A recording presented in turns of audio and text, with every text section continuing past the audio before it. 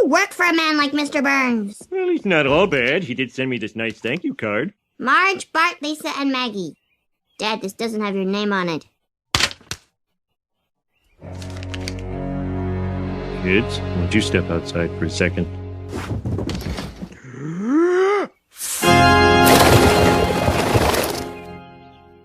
Dear Lord, that's the loudest profanity I've ever heard. Stress is something that most of us have to deal on a daily basis, and so I began this research journey with the question, how does stress particularly affect each person? Before anything, we must first understand what stress means. According to the article Behavioral and Psychological Responses to Stress by Auerbach and Miller, the term stress is used to designate how human beings respond when they confront circumstances that they view as dangerous or threatening and that tax their coping capability.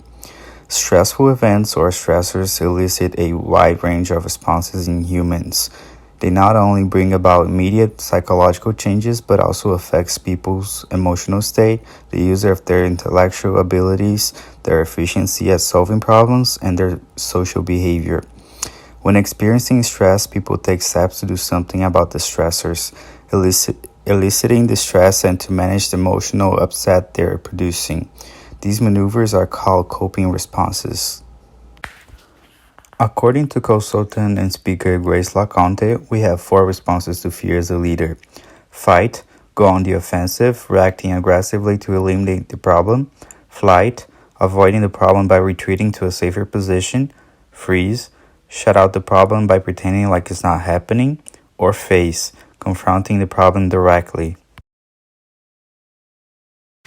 America has one of the highest rates of stress. The HBO documentary One Nation Under Stress talks about how stress can be the cause to many deaths.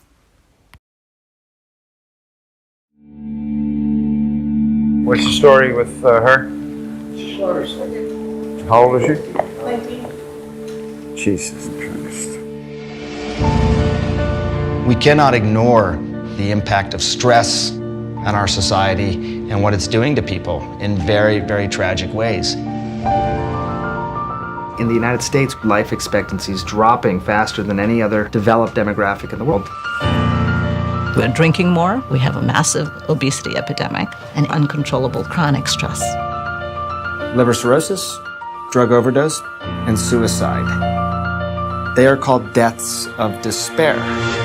Knowing the cause of the cause is far more important to really understand what's happening. Stress is an epidemic of monstrous proportions. What's the surest way to make our have-nots feel poor? Put them in a lot of income inequity. Not only do you feel helpless, you feel rage. It just seemed like we didn't matter. People have this ideology that competition is good for you, but that's a trick. Could it be that a society gets so stressed out that it actually starts to break?